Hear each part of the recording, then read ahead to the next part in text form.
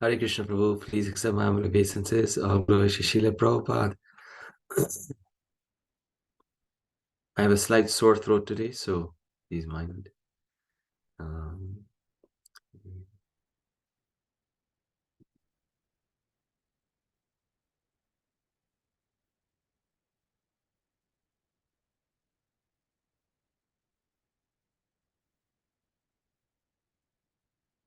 okay, so I'll start with a quick Jai Radha Madhav, and then we will get started.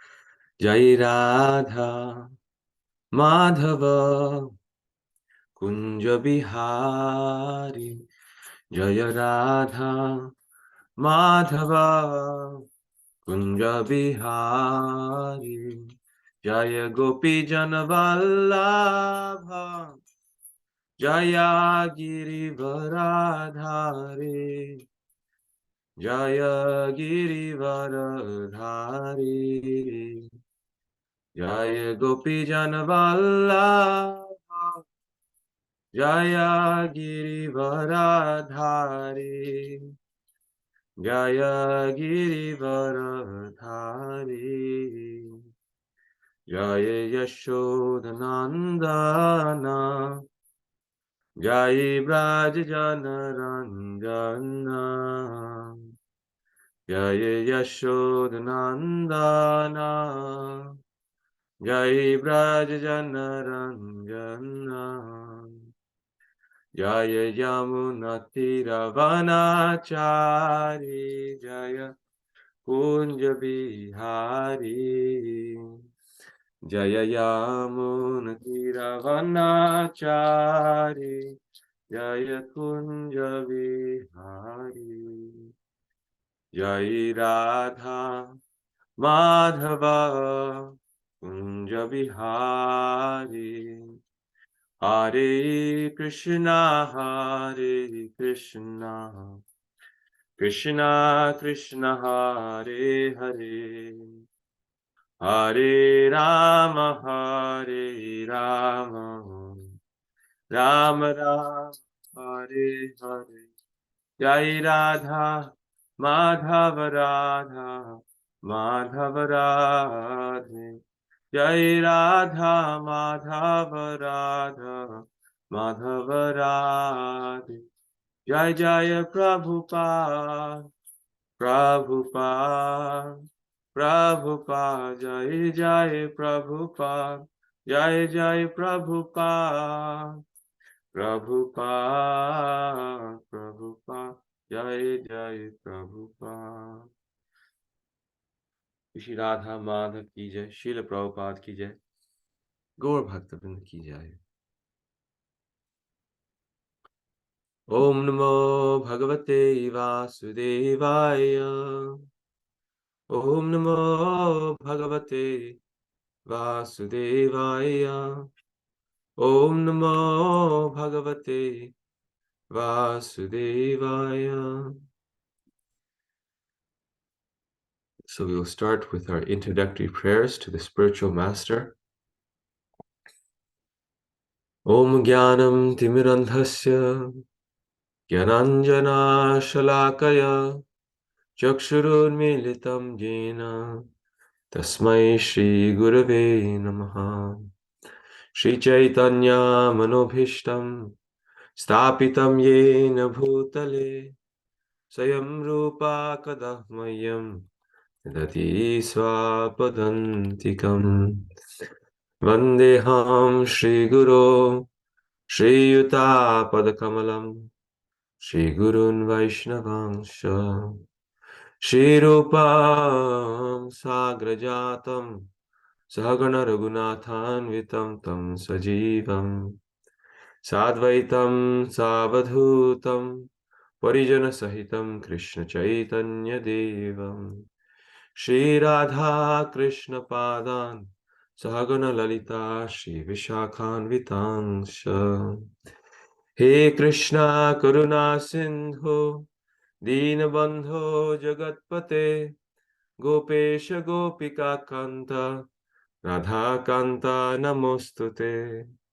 Tapta Kanchana Gaurangi Radhe Vrindavaneshwari Vrishabhanusute Devi Pranamami Hari Priye Vanchakalpa Tarubhyasya Kripasindhubhya eva cha Patitanam Pavanebhyo Vaishnavebhyo Namo Namaha Shri Krishna Chaitanya Prabhu Nityananda Shri Advaita Gadadhara Shivasadi Gaura Bhaktavinda Hare Krishna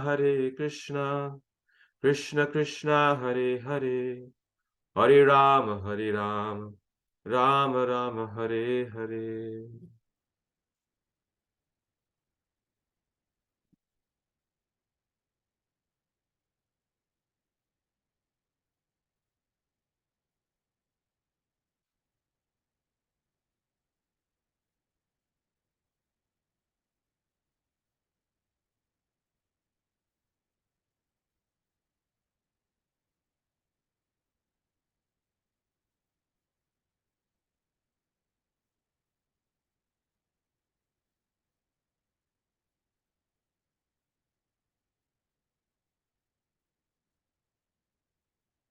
I remember that last time we did 9 and 10, and now we're doing number 10. Sorry. Last time we did 9 and 10, now we're doing number 11. Is that correct? Yes. Yes, Prabhuji.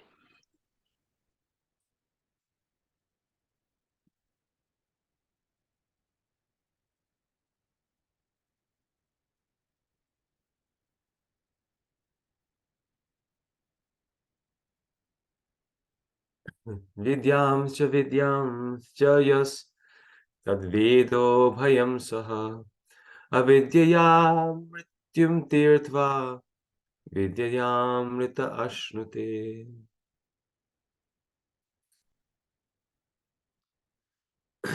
So, quick recap.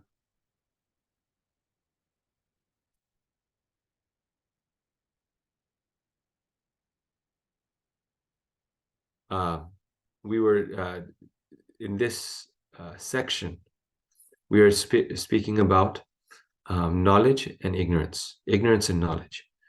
And so ignorance and knowledge lead to different ends. And ignorance leads to darkness. Real knowledge leads to eternal life. In text 10, we saw all the principles. We discussed all the principles of knowledge. Very beautiful, very amazing list and of principles of knowledge. And now in text 11, Srila Prabhupada and the Vyasadeva will describe the result of cultivating knowledge, that we will enjoy the blessings of immortality, transcend birth and enjoy the blessings of immortality, and also by cultivating knowledge and nescience side by side, we get this blessing. And so what does this mean? Cultivating transcendence and nescience side by side. That is what we will explore. So let's see what the verse says.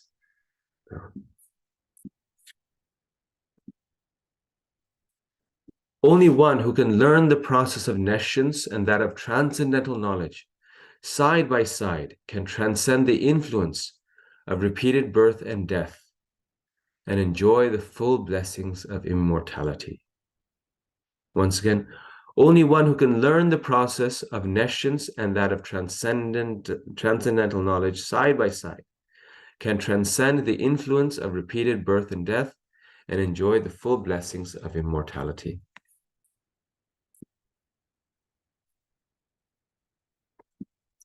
So, what does it mean? Cultivate material and spiritual knowledge side by side. And here we have seen that there's a tree of spiritual knowledge, hearing, chanting, remembering, worshiping the Lord, and there's a tree of material knowledge. And is this text saying that we have to water both the tree of material knowledge and the tree of spiritual knowledge? I thought we had to become more and more Krishna conscious. We had to reduce our eating, sleeping, mating, and defending. Why should we increase or cultivate our material knowledge of this material world? The previous two mantras have explained that ignorance and false knowledge blind one and are in contrast to true knowledge. Mantra 11 describes how one must know the relative positions of material and spiritual knowledge to transcend the material energy and attain deathlessness.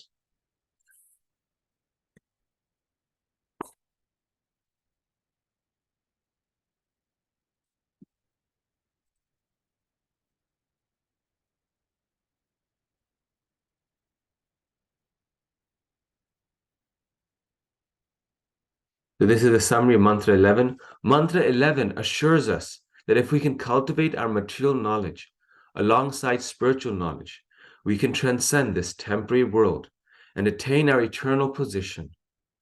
Material science and knowledge alone can never free us from birth, disease, death, and old age. We must revive our eternal relationship with the Supreme Lord.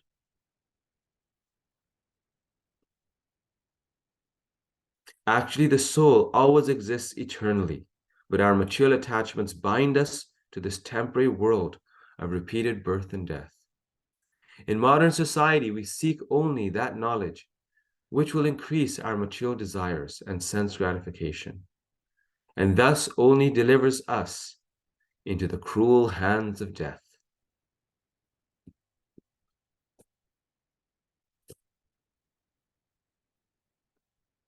As we learn to live in this material world, we must also seek knowledge of the soul and our eternal relationship with the Supreme Soul.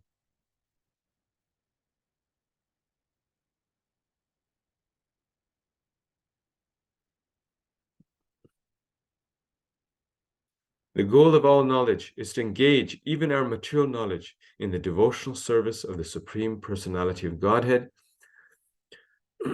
by hearing about, glorifying, remembering, and worshiping Him. So, different forms of knowledge have different purposes, and material knowledge is meant to bind us more in this material world, and spiritual knowledge is meant to liberate us. Bhaktivinoda Thakur, in his songs, he says that how this material knowledge has made an ass of the soul, right? The more we cultivate material knowledge, the more we become engrossed in material activities. And material knowledge increases our desires. It's a fact. This is the whole advertising industry. The whole problem with television, movies, internet, is that in some ways, the more we know about this material world, the things that are there for the senses, the more we become attracted by them. This is why in every religious tradition of the world, you have this idea of monasteries, hermits going in solitude. What is the necessity? Of course, we want to preach Krishna consciousness, share it with others, so therefore we don't go to the forest. We stay in the cities and try to help people, most of the devotees. And Bhaktisiddhanta Saraswati Thakur and Prabhupada wanted us. Bhaktisiddhanta Saraswati Thakur, in fact, said that one should go to the center of the city, of the biggest city. One should find the biggest city in the world and go in the center of that city and live there to preach Krishna consciousness so that you could access the most number of people. And we see this is what Srila Prabhupada did. He came to America and then he went to, landed in Boston. He went to Butler. He had a place, he had a base there. But rather than trying to start Krishna consciousness there, he goes to New York City. And in the middle of the Bowery, where there's actually people walking around and he could access them, he preached there. And it's a fact, actually, in the big cities, there's more people to preach to. And but why did for so many centuries people go in solitude? Since time immemorial, people are going there because they're going to the caves, to the forest, to cut off the material knowledge, right? To decrease the contact with the material world. And then there's less attachment, less chance for entanglement. The problem these days is that people have so much, they watch movies and all, they have so much access to varieties of sense enjoyment, knowledge of these varieties of sense enjoyment, and seeing this. Basically, watching a movie is a form of knowledge, a very low form of knowledge, but it's material knowledge. That they then cultivate these desires. And this is the problem in modern society, is that we have so much of this bombardment of material knowledge that the desires keep increasing. But while not absorbing ourselves in material knowledge, while not increasing the material knowledge, we must know both. We must know both forms of knowledge. Why? Material knowledge is insufficient. To conquer death, Hiranyakashipu tried and failed. To achieve our real means of enjoyment, Prabhupada says the real sense gratification is available in a spiritual body. The real sense gratification is available in a spiritual body. So we want sense gratification. Prabhupada tells us this is how you really enjoy your senses. Get a spiritual body, then see how much we can enjoy. But material knowledge, you keep increasing it. Hiranyakashipu was the kind of the pinnacle, the top dog in material knowledge.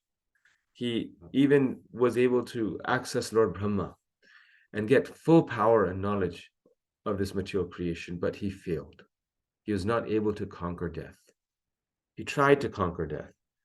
He tried to ask for benedictions by which he would never die, but still he failed. In the same way, modern science is trying to increase the material knowledge so that somehow or the other, they can extend the duration of life. I was reading that actually the fact that these multi-billionaires, like the really big top rich people like Elon Musk and Jeff Bezos and Bill Gates, these super wealthy people, they spend a lot of money in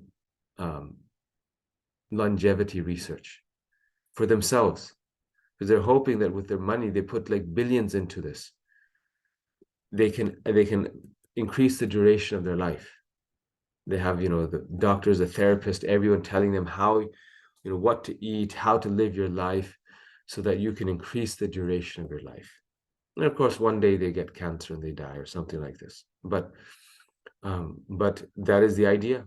They, through material power, the one thing that they cannot conquer is death, and that's why they're always trying to conquer it, and every time they fail. So it's clear that material knowledge is insufficient. We must cultivate spiritual knowledge. So how can we achieve spiritual knowledge? Spiritual life is achieved through the following 18 principles of Mantra 10 and engaging in the Sankirtan movement.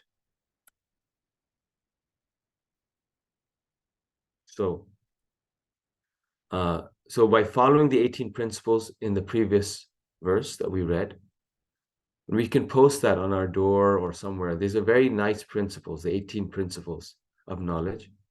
And by engaging in the Sankirtan movement, we can achieve spiritual knowledge. Vidya vadhu jivanam. Lord Chaitanya says that the chanting of Krishna's holy names gives birth to knowledge, spiritual knowledge. Vidya vadhu jivanam. So now the contentious point, knowing both. How can we know both? Knowledge of matter must be there also. We should use economic development, sense gratification, and religion to help us develop devotional service to Krishna. So in the Srimad Bhagavatam, there's a verse that says that one who knows Krishna's Maya does not become overcome by it. One who recognizes Krishna's Maya.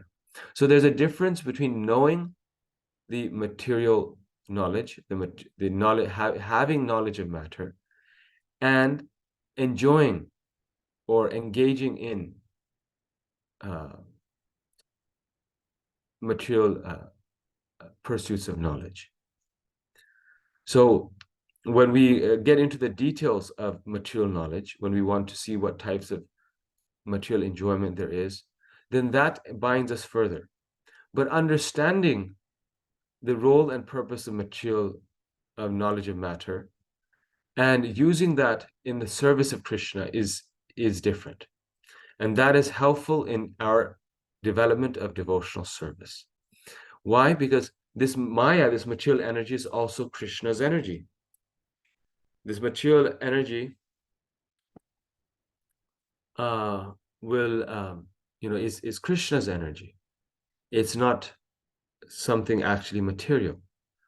In the 10th canto of Srimad Bhagavatam, in the introduction, Prabhupada describes how Krishna only has one energy. Ultimately, Krishna has one energy, his Maya potency. Maya means creative power. Maya comes from the root ma, which means to create. And Maya is, the word ma means mother, to create like a mother creates. So Maya is actually merciful. She's actually our mother. But in the material context, when we want to forget Krishna,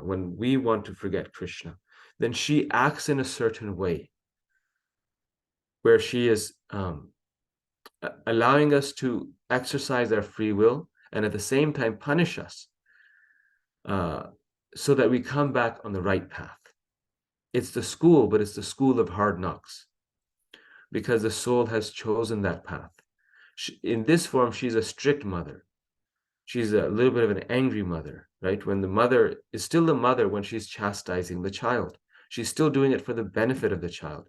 The goal will still be, if the mother is perfect, that the child will come to the right path. The purpose of that chastisement is not to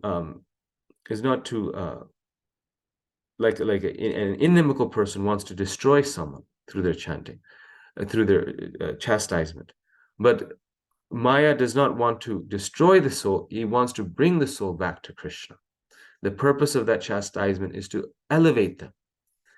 And that is what happens. After many, many lifetimes, one comes to knowledge. Vasudeva Sarvamiti, Samhatma Sudurlabha. So after many lifetimes, we come to our correct understanding. So in order to understand Krishna, we must also understand that how his material energy is working.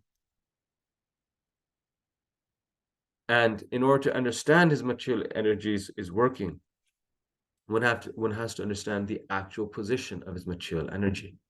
So Prabhupada says that one energy turns into the material energy when we turn away from Krishna. And that same energy is also Krishna's spiritual energy, and it reveals the Lord as Yoga Maya. It reveals the Lord so that we can access him, so that we can see him. I actually gave a class on Maya this last Sunday at the Naperville Temple, and the recording is there, and I may share it on the group for those of you who didn't hear it, because I don't want to repeat all of that. Actually, it's all there. And how Krishna's Yoga Maya is actually revealing the Lord. It's his potency of revelation, because only due to Yoga Maya can we access the sweetness of Krishna. Otherwise, his sweetness is covered by his grandeur, by our sense of awe and reverence, by the devotee's sense of awe and reverence. So the liberated devotees like Mother Yashoda, Damodar month is coming up, Mother Yashoda, Devaki, Vasudev, the gopis, they're under Krishna's Yogamaya potency. But this Yogamaya potency is not a potency of illusion like in the material world, but it's the potency of revelation. When they're not under the Yogamaya potency, they can understand Krishna's opulence. And when they are under that potency, they cannot. But it's not that when they're under that potency of Yogamaya, they're in a state of illusion. No, because Krishna is first and foremost the sweet son of Mother Yashoda, Yashoda Nandana, Nanda Nandana. Secondarily, he is the creator of this world. He is Ishvara. So when the devotee forgets the Lord's Ishvara potency, he is actually accessing the real Krishna. It's not illusion, it's revelation of the real Krishna. It's allowing to enter Krishna's heart. So, this material energy, yes, this is the point that is going to make.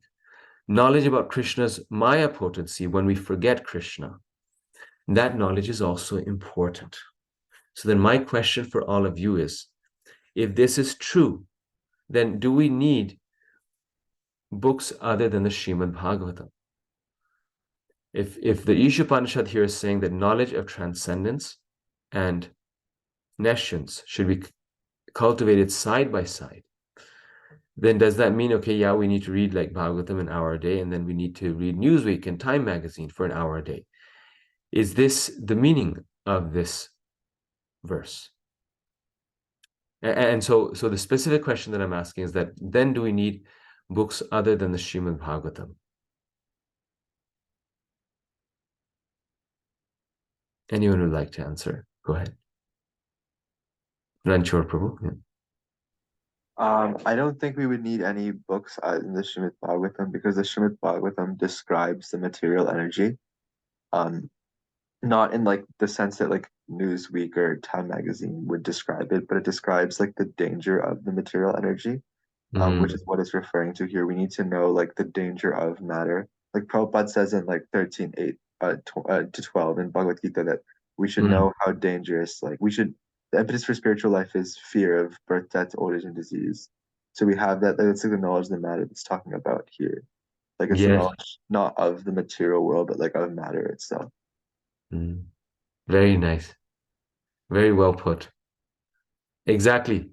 Because the Srimad Bhagavatam is actually a perfect example of how to cultivate knowledge of nescience and transcendence side by side.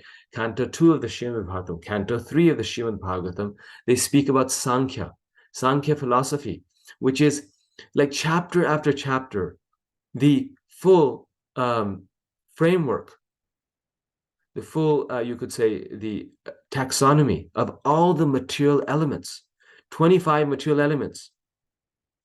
One of them is the soul. The rest of the 24 are all matter. And the Bhagavatam is spending pages and pages, thousands of verses discussing Krishna's material energy.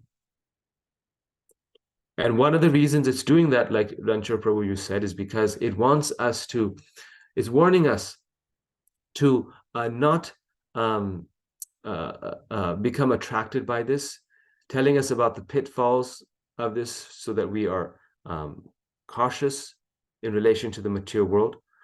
And also, it's telling us the descriptions of this material world so that we can understand its relationship with Krishna. Because only if we understand its relationship with Krishna can we engage it in Krishna's service. Can we transform that material into spiritual? Like Prabhupada used to say, this microphone that I have, it is a material thing. But when I use it in Krishna's service, it becomes spiritual. It is not become spiritual. I recognize or realize its spiritual nature because it is spiritual fundamentally. So not just to be fearful, but also to understand it, understand its relationship. And then we can be fully grounded. We can be fully, fixed in seeing Krishna everywhere, which is the goal. The Rupa Goswami says, Nectar Devotion, the only rule is to always remember Krishna. The only regulation is to never forget him. So we can do that only. That's why in chapter 10, Krishna spends, Gita is also a wonderful example. Many chapters, chapter 7, chapter 10, chapter 18, is so many different places, particularly chapter 10, he talks about how to see Krishna in the material world. He talks about the material world. But why? Because then we can see Krishna in the material world. And spiritual life is not a sentiment, right? It's not sentimentalism. Spiritual life means seeing Krishna everywhere. That is Krishna consciousness. And it's helping us do that. And this verse in the Isopanisad is therefore a big revelation for me. Like it was a big, it's a very, this is why we have to read the whole Bhagavatam. Right? This is why we have the cantos and the progression. We start with canto 1 and we work our way up to canto 10. Why did Vyasadeva and Srila Prabhupada give us this painstaking, literature? And why do we have to, why do devotees read second and third cantos? Why don't they just go to the, 10th canto or the 7th canto? Because the Isopanisad here is warning us that knowledge of, if we actually want liberation, we must cultivate knowledge of transcendent and matter side by side. This is the bona fide process. This is why in our movement in Prabhupada, we don't jump straight to the Rasa Leela, but we want to cultivate this material, so-called material knowledge. But through the Srimad Bhagavatam, through the Vedic literature only. The Vedic literature contain both knowledge of matter and transcendence. We are obviously thinking this is just transcendental knowledge, but that includes, we don't need to go anywhere else. We don't have to read, this verse is not saying that we have to read mundane books and magazines.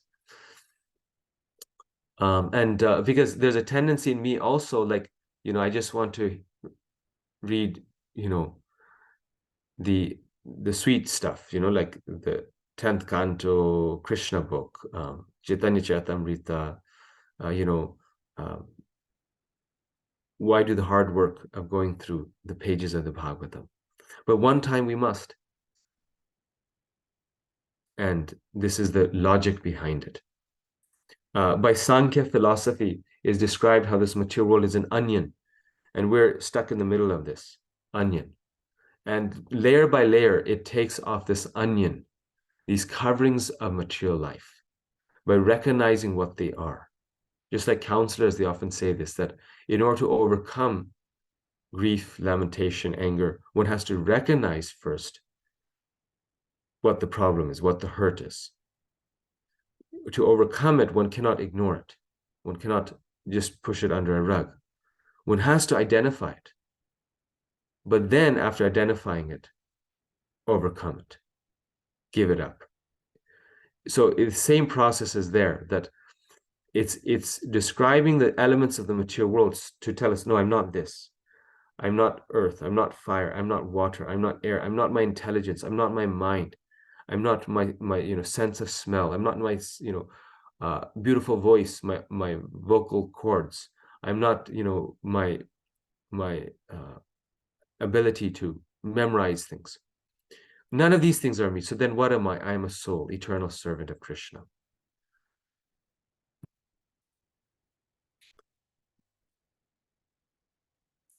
Knowing both, what kind of mundane knowledge? How to keep the body and mind fit and healthy for spiritual life. The real nature of material entanglement, the study of Prakriti from the transcendental point of view. So these two types of mundane knowledge are necessary to cultivate for spiritual advancement. And the Srimad Bhagavatam again says that in the first canto, that the devotee does not desire anything except for a healthy life.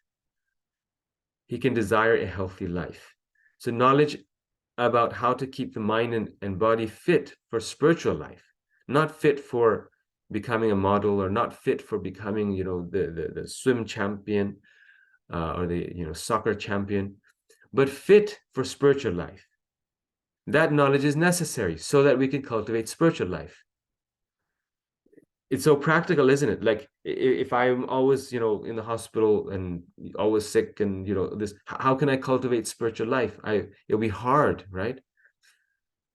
So my endeavor to learn material principles of a healthy life, which devotees do, is a spiritual activity in some ways. It's a necessary and spiritual activity if I'm doing it with the mindset that I'm doing this so I can practice my spiritual life nicely. Prabhupada therefore said, the physical yoga is good enough in as much it keeps our mind and body healthy enough so that we can chant and we can serve Krishna nicely. We see that Tamal Krishna Maharaj, Srila Prabhupada, others performed daily exercise. Prabhupada went for a 1 hour brisk morning walk. And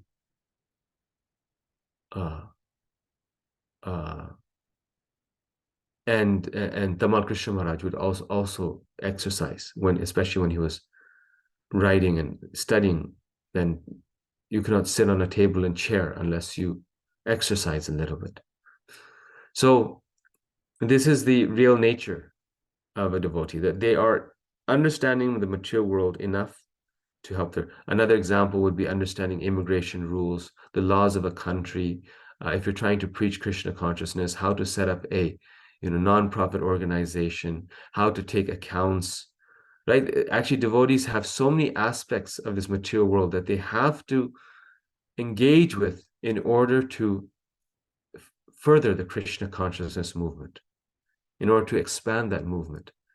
Even aside from just earning money, which some of us must do, but even if you are a full-time renunciate, you're a sannyasi, you're a full-time brahmachari who's just preaching, even for that preaching purpose, there's so much material knowledge that we have to understand. How to drive a car, what to do once you get a ticket, how to speak, English language properly so that you can give a lecture, right? You need to know the language to speak and know it properly so that we're not messing up the grammar and people don't laugh at us, or learning how to play an instrument, how to use the mic system to do kirtan. Things that help us do our devotional service. Health and also the other things, activities that help us do our devotional service. They are within the realm of Krishna consciousness, and they are necessary. And then the learning about the nature of the material world, to not become attached to it, to remain detached. So Augustine, in the Christian tradition, this is a very interesting point. He said that curiosity is a sin. Once we come to God, once we have the spiritual path, if we're always curious about the material world, then that's actually sinful. Oops, what happened to my slides? Did you lose me, or am I still here? We can hear you. Okay, can you see the slides also? Yes, Prabhu. Okay, just my screen. Okay, so he said that curiosity is a sin because they say curiosity killed the cat. If you're too curious about this material world, that means you're not fully convinced of the spiritual world, and in your curiosity, you're going to try to see material life, and then you're going to get caught by it. Curiosity killed the cat. Cat is curious. What's happening there? And then in trying to figure out what's happening there, the lion or the dog sees the cat and kills the cat. In the same way, the same thing happens to Ajamil. There's a lusty prostitute and her client doing something in the part of the forest, and he thinks, let me go and see what's going on. I have no attraction. He's a nice Brahmin, very fixed devotee. He said, I have no interest, but let's see what these people do. So he's curious. That material cultivation killed his spiritual life. That material knowledge, that curiosity. So he goes and sees, and then that was the end. Contemplation, Krishna says, leads to, by contemplating the objects of the senses, one develops attachment for them. From attachment, lust develops. From lust, anger, and then one is madness, and then one is down into this forgetfulness, then in this material world. So, so that's the same. Ajamil was curious to see, and then he got caught. Then he went and married that prostitute. Then he had children through those prostitutes. He had 10 children. And then by somehow Krishna's mercy, he said Narayan and he got saved. In the same way, why is it wrong for us to watch obscene scenes, movies that even in a nice way portray the lusty affairs between men and women, even if it's not explicit, but even just the exchanges, those things. Why is it wrong? Because that curiosity killed the cat, is a form of material knowledge. It's a form of materialism. So Augustine, therefore, would actually produce a booklet for those in the monastery, in his, ashram, so to say, of basic knowledge of basic material knowledge. I forget the name of the book that he called it, but it was essentially like the study book of things you need to know to survive in this world. And it was like, this is how you you know,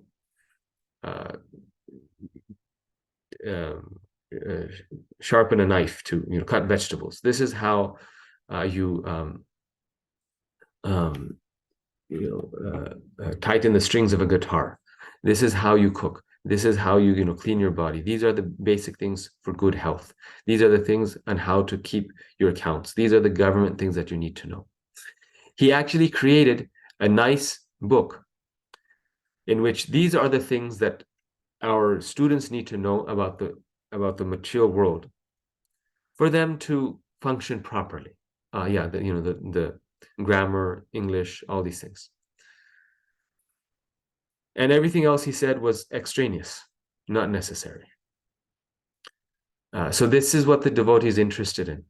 They want to know, have basic knowledge of the material world, be able to have a job if necessary, but then they want to understand the nature of the material world. That is their main focus. Let me understand how this thing entangles me so I don't get entangled. So here's a summary.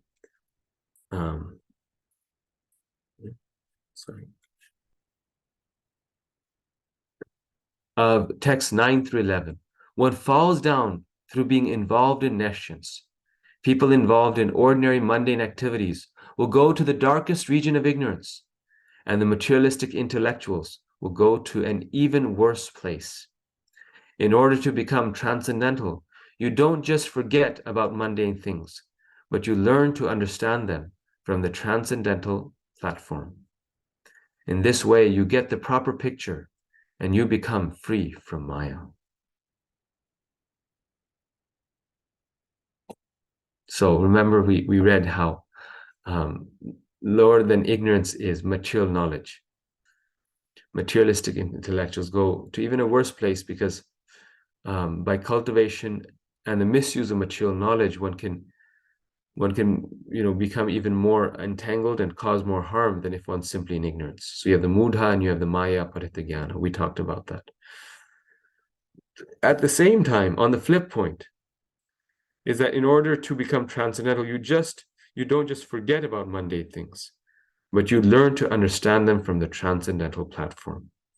Another very nice example, this is important, and I'll end with this, that like in order to be on the transcendental position, you can't just forget about your family relationships, your duties towards your parents, towards your children, towards your husband, wife. One can't forget about those things. Oh, well, I'm just going to drop them. That actually may lead to fall down, because if one does that artificially, then one is going to get a reaction. Only a person completely absorbed in Krishna consciousness, dedicated to the Lord, can give up his duties, the Bhagavad Gita says, his prescribed duties.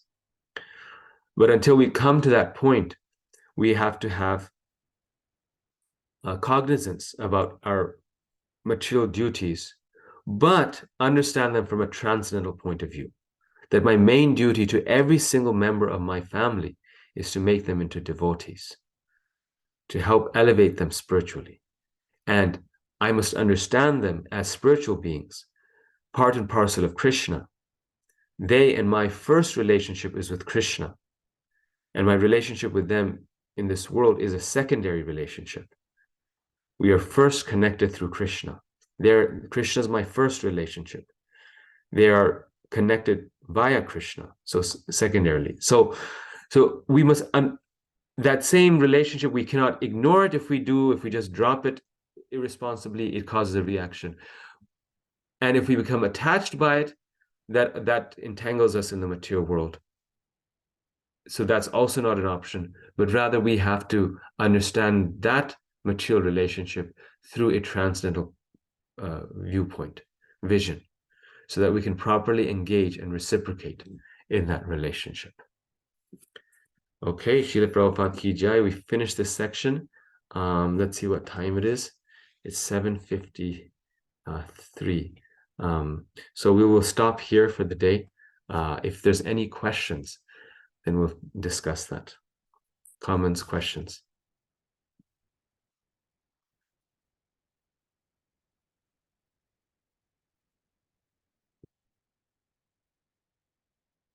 Sanjeev Prabhu. Yes. Prabhu, in this curiosity, right? So Mm, when we are talking about in this world, so you have this smartphone and so mm, many gadgets. mm, It is still there, right? It is in front of you. mm, Everything which is there. So, in terms of like not like you say you avoid, like in a way you said avoid the being curious, like Ajamil. mm. For him, he has to go to jungle, but in our case, it Yes. is in our palm of our hand. Yes. So if we come across something like that, or how to avoid that, right? How to avoid such things in this world. Yes. Such a nice point that you bring up. For Ajamil, he had to go to the forest, and there's one scene like that. Imagine our situation in this material world. We have so many scenes like this, right? Daily, every single day. I mean, you just our main road here in Naperville. There's no billboards in the whole city. I think it's against the law to have billboards. There's no billboards anywhere in this city. It's like a very posh neighborhood of Chicago. It's like one of the best, they say. However, you drive down and there's one big poster from this Hooters bar, and this girl is there on that.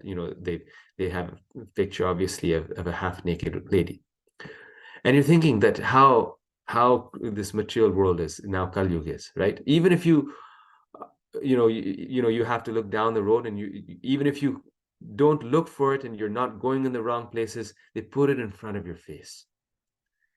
And this curiosity, it wastes so much time. Like I remember all the degrees that I did, and you have to learn about engineering and this and that, and that same time could have been spent in spiritual life, and that same energy and that same focus, if we had dedicated to Krishna consciousness, where would we have gotten, right? Yes, materially we got something, but same energy into spiritual life, what would we have reached? However, the point here is that we can avoid it. We can avoid that curiosity by our determination, right? By our desire, our intense desire to attain Krishna. It's surrounding us completely. And it's much harder today than it was for Ajamil. But we can avoid falling into this if we're very eager, if we're greedy for Krishna's mercy and Krishna's, Krishna's grace. That determination must be there, because there's no limit to the distractions. We cannot remove the distractions around us. Now the times have been such. Before, if you were wanting spiritual life, you could go to a place where there's no distractions. You could cultivate that by physically removing yourself from the distraction. Now, like you're saying, it's in the palm of our hand. And, there's a time when I really didn't want a phone. I didn't want WhatsApp. I didn't want to keep it because it's like this constant distraction. But now you can't live without it. Like you can't drive from point A to point B without the phone. You can't even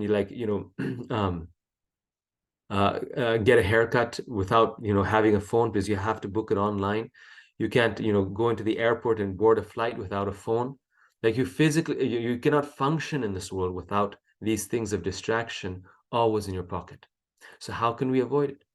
Only if those same things of distraction, we use them in Krishna's service. We use that phone to constantly play Amala Bhakta Prabhu's narration of the Krishna book, of the Chaitanya Charitamrita, that use that phone to listen to Prabhupada's classes. And we'll only do that if we're very determined, if we're done with material life. Like the Bhagavatam says, in the section of Maharajayati, says, I'm done with material life. When we become convinced of the importance of spiritual life. So this is, that determination has to be there, and that determination is cultivated by the association of devotees. How can we avoid this distraction? How can we avoid this curiosity? If we are with devotees, we can do the best sadhana in the world. But if we're not living with devotees, we will still fall down, because we're not strong enough. In the association of devotees, though those attractions are there, that association will protect us. We won't fall down because of those distractions. Like if a Jamil was with someone, then he would not have exercised his curiosity and went and seen the prostitute carefully, because it would have been embarrassing, right? If he was with a fellow Brahmin boy, going to the forest with them, he would have just had to keep walking. And then once he was out of that situation, he would have realized, oh, what a bad thing that is. Bad, forget it. So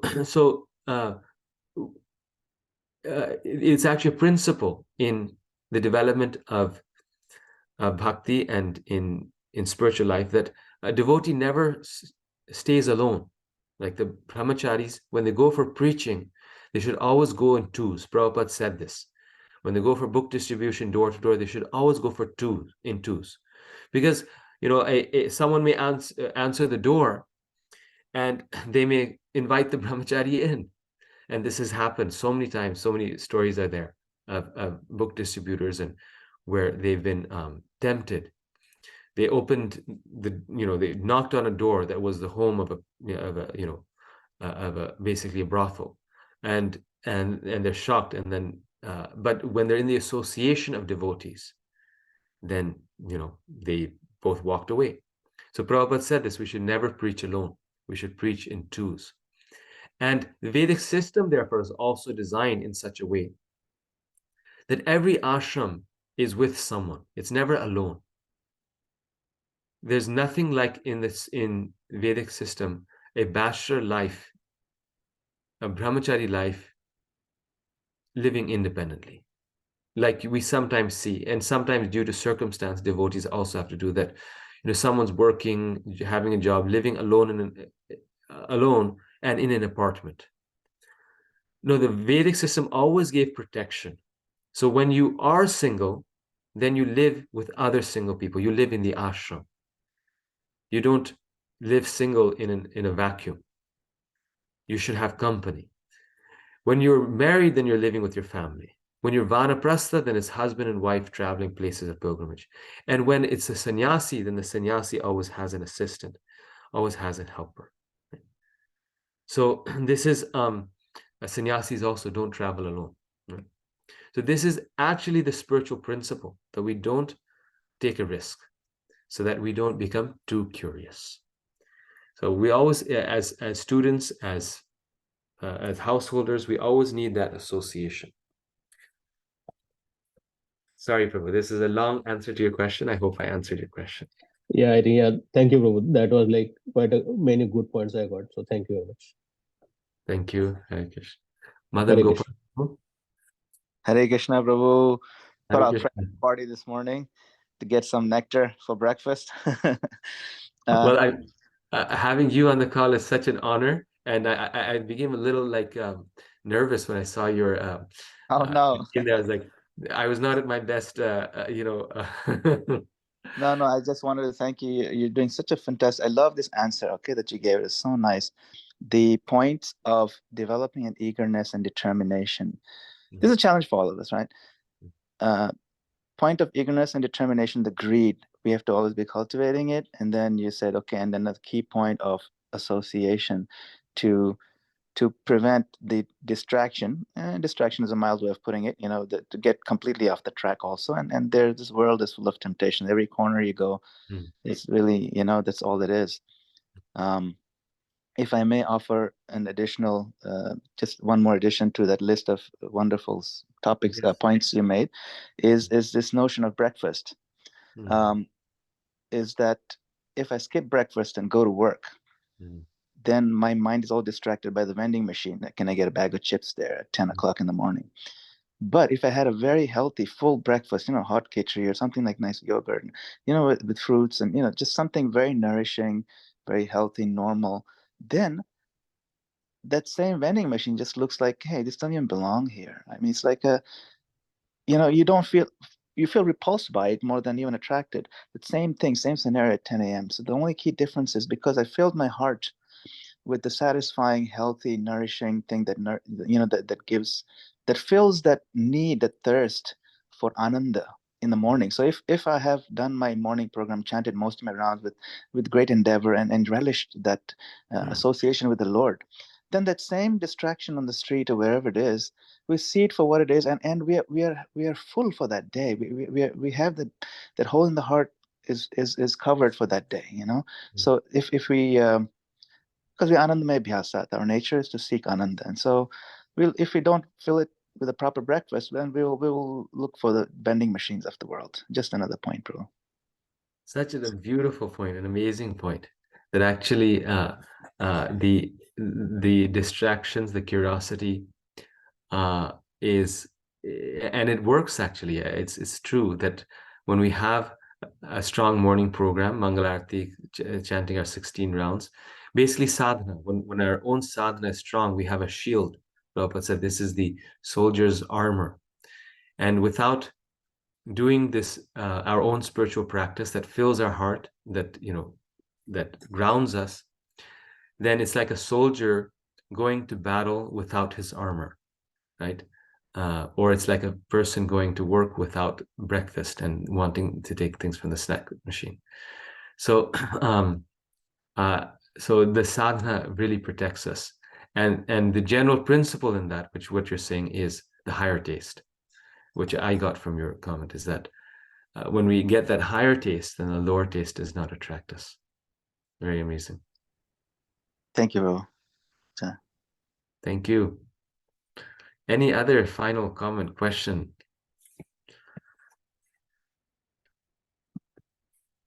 Okay, wonderful. So devotees, please keep doing the homework. The homework is posted.